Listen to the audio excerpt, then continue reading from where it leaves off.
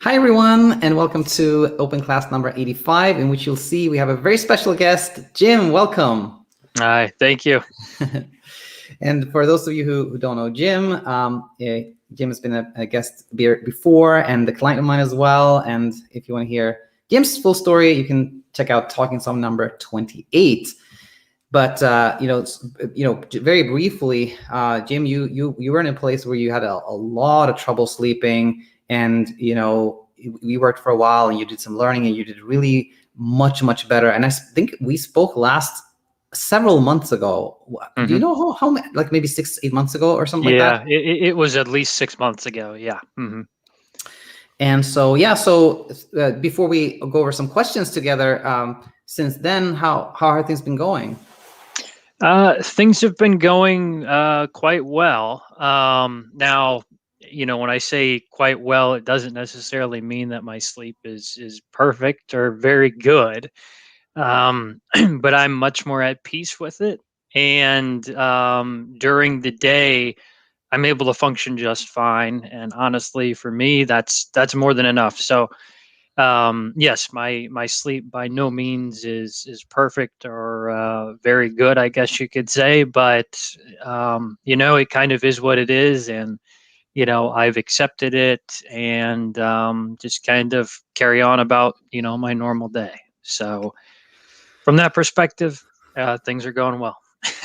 I'm so happy to hear that. And actually, we spoke a little bit by email, so I sort of knew this already. But for everyone tuning in there, like I always, when I hear someone say like, I'm not so bothered if I don't sleep or whatever happens that night, I'm so happy, because that is so much less pressure. And so I'm just very happy to hear this. So yeah, so, I was just going to say, I bought your recent book. This is Natto, and and I really enjoyed it. And the one thing that really speaks to me was that you can't force sleep. And so, like, this whole struggle, like, you're struggling against something that you can't even control anyway. And so I don't know, it resonates with me. And if I'm up at 2 or 3 a.m. and it's like, okay, my body will just do what it's going to do. I can't force it to do anything. And a lot of times I'll just go downstairs and have a little snack or something, and then go back upstairs, and I'll fall back asleep again. So it's anyway, I I really enjoyed the book. Thanks so much. And by the way, I want to share that I go over, like, I talk about like magical moments in the book, and one is I talk about like the magical experience where you kind of like you slept well and you realize it was because you didn't do anything, and the other one is kind of the magical insight where you have like this big insight. And actually that very much comes from you, Jim, because you had that time. I remember you went fishing or something after a night where you didn't sleep much at all, and it was like this insight, like, oh, and so that I learned a lot from you there. Yeah. Yeah. Thanks. Yeah. Yeah. The whole, just realizing that your entire next day isn't going to be dictated by how well you sleep at night, and like being able to have an okay or a good day after not sleeping. It's, that was eye opening for me.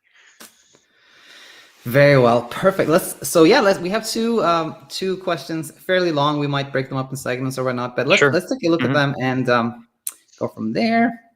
Share screen, Chrome tab, and here we go. So the first one is for, people that leave the questions can put in whatever name they want. So the first one is from Bad Sleeper, which we can talk about that in itself, but let's read this. Hello, Daniel, Michael, and Jim. Just wanted to start by saying how inspiring and helpful your videos are. Thank you for producing all the great content anytime. Thanks for being here and for this question. I've been struggling with sleep onset insomnia for about a few months now. More recently, I adopted a better relationship with wakefulness, and I find that has been helping immensely. But lately, I go to bed around midnight or 1 when I'm feeling somewhat tired, but I find while I manage to get a lot of rest, I'm just not falling asleep. Or if I am, it's just for a few minutes here and there, often closer to the early morning hours, like 5 or 6 a.m. I do manage to sleep for a few hours, but then wake up with the light, generally always getting up between 8 and 9. What really surprises me is these nights of very little sleep don't seem to be building my sleep drive a lot. I'm a lot more calm and accepting of them than I was a few weeks ago, but I should consider other techniques to build sleep drive, question mark. Is this lack of sleep drive normal, question mark? What keeps me going, though, is holding on to the feeling that when my body needs sleep, it will sleep, and there's nothing physically wrong with me, though convincing myself of this can be challenging on the same days, as you can imagine. Thanks in advance. Anytime, thank you. I'll just share my thoughts, and then we'll go back and forth with Jim here. But my immediate thoughts is firstly that a lot of things are going really well. That changing the relationship with wakefulness is fantastic. And now, what the kind of core question I hear is the one where, like, I sleep quite little, but then I'm still not sleepy the next day, and then it becomes the search for, like, how can I build more sleep drive? How can I kind of make myself more sleepy? When in reality, that's not the problem. It is not that you're not sleepy. It's just that you have a lot of hyperarousal, worry about sleep. You're thinking about sleep, and that kind of masks your sleepiness, so you don't even experience it. And so the key really is to maybe you should get up a little earlier, perhaps. It sounds like you may spend a lot of time in bed, but mostly I think it's just about understanding that. And because when you go in the direction of, like, I got to get more sleep drive, that's going to make you have so much hyperarousal. But what are your thoughts when you read this or hear this, Jim? Yeah, I mean, first thing, I think you're probably spending maybe a little bit too much time in bed. And I definitely understand the notion of wanting to increase sleep drive and that sleepiness feeling. In a lot of ways, though, it's kind of paradoxical in the sense that your desire to produce that feeling will make it that much more elusive in some respects.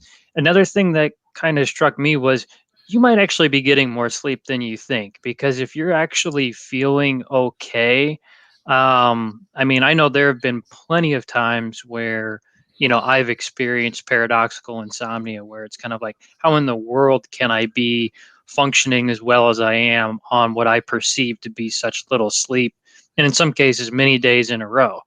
And so that might be it too, where if you're not looking at the clock, at night, and you're feeling generally okay during the day, um, I think you're probably in better shape than what you think you are, and you're probably getting more sleep than you think you might be. But I agree. I think probably spending less time in bed could be helpful. Now, I don't know whether that means pushing your bedtime up or pushing your wake time back. um, but that might be another avenue to go as well.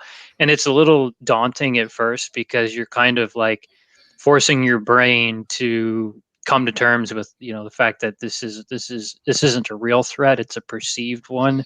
And by doing that, sometimes you might have your hyper arousal pick up a little bit because you're giving yourself less quote unquote opportunity for sleep. But in a lot of respects, it almost forces you to befriend wakefulness even more, and also kind of teach your brain and give it some tough love that hey, this isn't really a true threat. I mean, for me personally, I don't I don't really look at the clock. There have been several nights where I normally go to sleep probably around 10 o'clock, and I'm positive there are several nights where I don't even get into bed until midnight because I'm just not tired enough. And I know myself well enough at this point to not struggle with sleep and get into bed and try to fall asleep when I just don't feel like I'm ready for it. So that takes a little while to get to that point where that doesn't produce a ton of anxiety.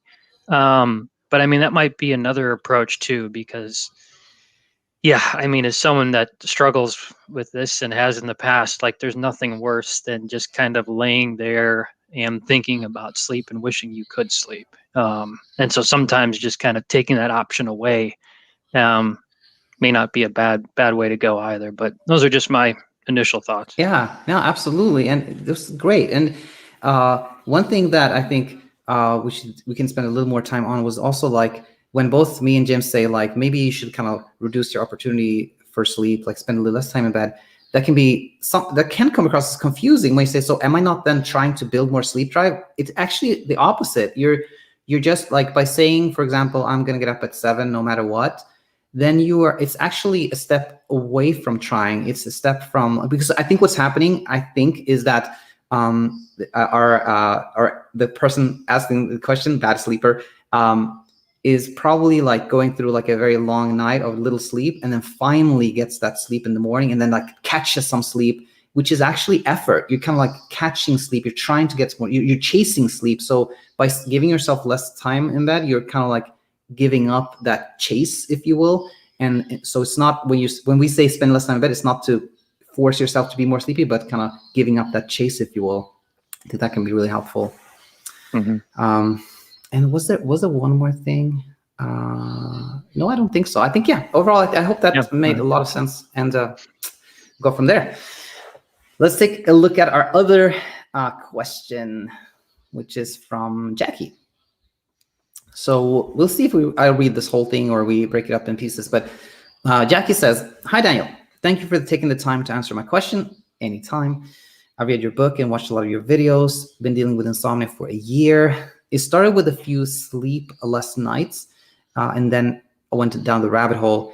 It's been a journey for sure. I know I'm definitely doing better than before, reacting to sleepless nights, but it's still very difficult. I try not to pay attention to time, but my sleep right now is just all over the place. Sometimes I sleep 5 hours, sometimes 1 or 2, sometimes none.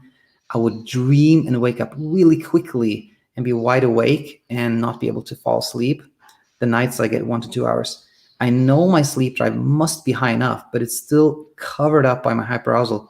Prior to this, I used to be a solid 7.5 hour sleeper. I try not to compare to it, but it amazes me that I have not slept past 6 hours once for this entire year. I want to be optimistic about my recovery journey, but I don't see any consistency. I'm afraid that the longer this goes on, I will end up like people that have had issues for many years. 1 year does not seem that long compared to those, so I feel like I should be able to unlearn quickly. This might be pressure in creating on myself. It's so easy to wonder and compare and try to figure out what I do differently the night I slept versus the night I don't sleep. I feel like I'm not doing anything differently, so I guess that adds to the frustration. From what you're saying in the other videos, I feel like I'm on the right track, but it also doesn't feel like it sometimes. I go about my days when I have a sleepless night. I should have enough evidence that I can function, but with my mood and low energy, I just don't feel like myself anymore. Sorry if I ramble on. Any suggestion and feedback would be much appreciated. Do you think I should sign up for your one-on-one class? How long do you think I will have to do the class for? I want to thank everyone that's posted positive messages in your videos. It makes me feel less lonely. I hope I can get through this along with anyone else currently struggling with it. Thanks. Jacky, thank you so much for sending this question. And again, just like our previous poster, there's a lot that is very encouraging here, a lot of insight, and a lot of things we could talk about here. But maybe the one we can first start with this strikes me is that it's this combined, it sounds like Jacky really knows that like I shouldn't compare myself. I probably shouldn't be pressuring myself, but I can't help myself doing that. And to me, like the first thing that comes to mind when I hear this is that what I talk about maybe much more now than when we worked together, Jim, is that the whole concept of like the self-kindness concept of like, when you do find yourself thinking like, oh my gosh, I should have done this, I shouldn't have done that, then instead of like judging yourself for thinking those thoughts, then be like, it's okay that I think those thoughts. I shouldn't be hard on myself for thinking that. That could be a good way. But that was just my initial thing. But when you hear this message, Jim, what are your thoughts? Yeah, I mean, I can definitely relate to what you're going through because, when I was, at the worst of things, what happened to me or what I would do is I would do exactly what you're doing. I would listen to every single video possible. I would read everything possible. And so you have an intellectual understanding of what needs to be done or how to get to where you want to be. But the internalization of that takes time and it's hard. And that's the part where, concepts like self-kindness, um, observing thoughts as opposed to judging thoughts, those things like that, they just take practice, and you have to not have a time frame in mind. Don't have expectations. Again, easier said than done, because I know that the desire to improve is very strong. Um, but I like where Daniel went in terms of self-kindness, because I think you need a ton of that at the earliest stages of the process, because you realize that your thoughts and your reactions to those thoughts are not conducive to you getting to a place where you want to be. But judging yourself, putting expectations on yourself, those sorts of things are very counterproductive. And so working on that inner kindness, um, I think helps a lot when it comes to getting from conceptualization to implementation. And one of the things that I would always do is, when I would have thoughts and things like that, I would picture like a best friend of mine or a family member, and I'd be like, okay, what would they say to me? Obviously, they wouldn't be saying the things I'm saying to myself, which are incredibly harsh, and I just imagine, like, my grandfather was speaking to me and hearing these thoughts. What would he say? And sometimes, just having that replace the inner voice in my head, or as a counterbalance to it, would it helped. So I think that to me seems like a piece of advice from Daniel's books and Daniel's teachings that I think is applicable here. Very, absolutely. I love what you said about picturing your grandfather. My go-to like thing is like picture what you would tell a friend, but this whole thing with like your grandfather was so strong, because your grandparents are always kind and sweet. That was a good one. I was thinking about something else that may be practical for you, Jacky. Is I think when you sleep a little, it often seems kind of strange, and you can go thinking about why it happened, etc. But in reality, it really isn't. It is, you're very familiar with the gas and brake model, Jim, and it really is like sleep happens when you're sleepy to some degree, and you're not like hyper aroused, you're not worried about it. So when you're not sleepy, there really isn't any mystery. It is to some degree you were worried, you were anxious, it was on your mind. And how is that helpful? Well, I think this kind of like you can teach almost you can make almost any night a kind of reinforcement of this, or teaching opportunity. Meaning, when you have a night where you slept better, then you can go, oh, this was because I was more willing to be awake. I was resisting insomnia less. And then when you have a night where you sleep less, then you can just go, okay, I was more anxious that time.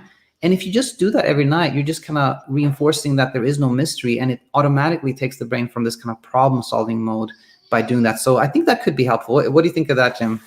Yeah, I mean, I think that could be very helpful for sure. Excellent. We have some live comments here. Let's take a look. First, it is just Victor says hi, hello. Neil is a big supporter of the channel. He says, sounds like sleep is a big issue in his life. I think this is Jacky. Make it a non-issue by working on your thought process. Be engaged in things you love during the day, and it takes time for the automatics to not be there anymore. It takes time, not simple, to be simple. Very true. Which I think this was true for both Jacky and Bad Sleeper, actually, that both of them seem to be pretty okay during the day. And here's an interesting thing, which this can be, so for some people it becomes this almost a source of concern when somebody's like, I'm sleeping so little, yet I'm okay during the day. How is that possible? But it can also become like, I'm doing okay during the day, then just enjoy that. And like, do you agree, Jim?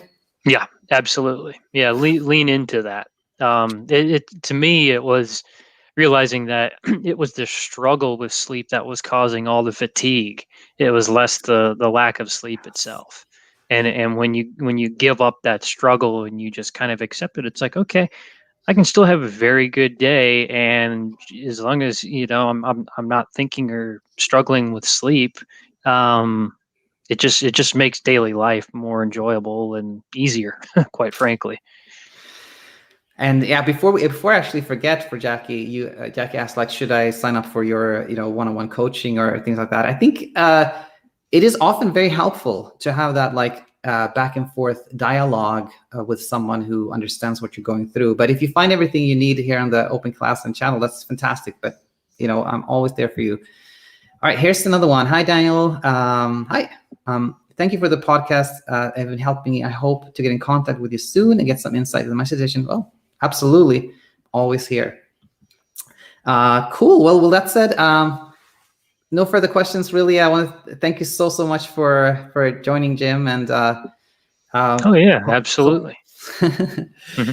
And you have a nice weekend. And we should do this one more time, or a couple more times. Who knows? Yeah, very much so. Absolutely. Sounds good. Thank you. Yep. Bye, everyone.